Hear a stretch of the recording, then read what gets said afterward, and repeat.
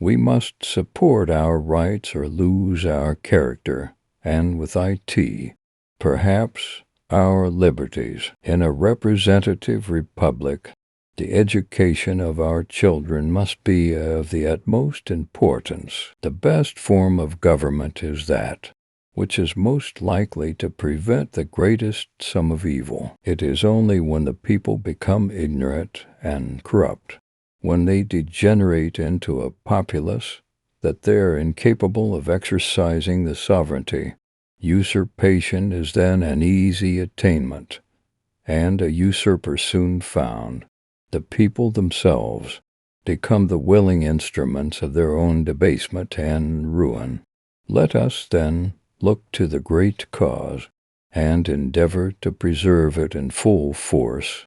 Let us, by all wise and constitutional measures, promote intelligence among the people, as the best means of preserving our liberties. The right of self-defense never ceases.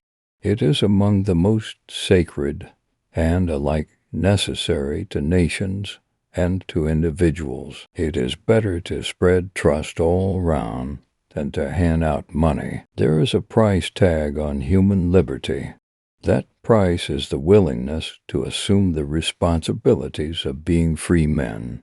Payment of this price is a personal matter with each of us. A free, virtuous, and enlightened people must know full well the great principles and causes upon which their happiness depends. Our country may be likened to a new house. We lack many things, but we possess the most precious of all, liberty. The liberty, prosperity, and the happiness of our country will always be the object of my most fervent prayers.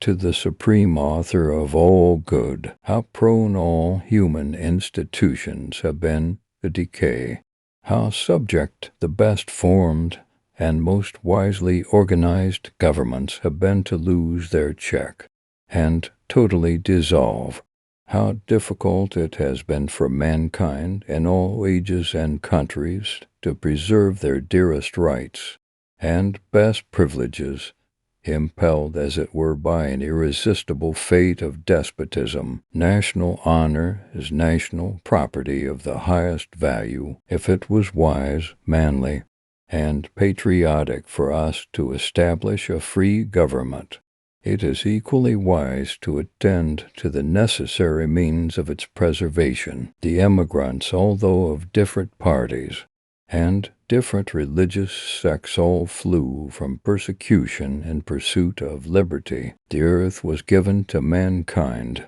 to support the greatest number of which it is capable, and no tribe or people have a right to withhold from the wants of others more than is necessary for their own support and comfort. A little flattery will support a man through great fatigue. Let us, by wise and constitutional measures, promote intelligence among the people, as the best means of preserving our liberties. If America wants concessions, she must fight for them.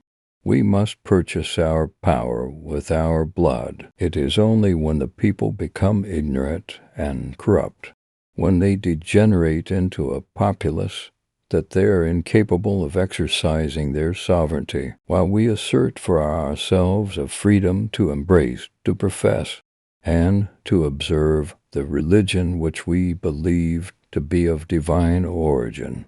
We cannot deny an equal freedom to them whose minds have not yielded to the evidence which has convinced us. Peace is the best time for improvement and preparation of every kind. It is in peace that our commerce flourishes most, that taxes are most easily paid, and that the revenue is most productive. Of the liberty of conscience in matters of religious faith, of speech and of the press, of the trial by jury of the vicinage in civil and criminal cases, of the benefit of the writ of habeas corpus, of the right to keep and bear arms.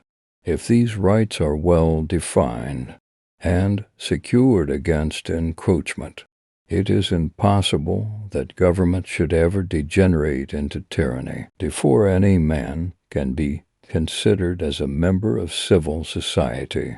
He must be considered as a subject of the governor of the universe, and to the same divine author of every good and perfect gift we are indebted for all those privileges and advantages, religious as well as civil, which are so richly enjoyed in this favored land. In wars of the European powers in matters relating to themselves, we have never taken any part, nor does it comport with our policy so to do. History has shown that at least one half of every century is consumed in war,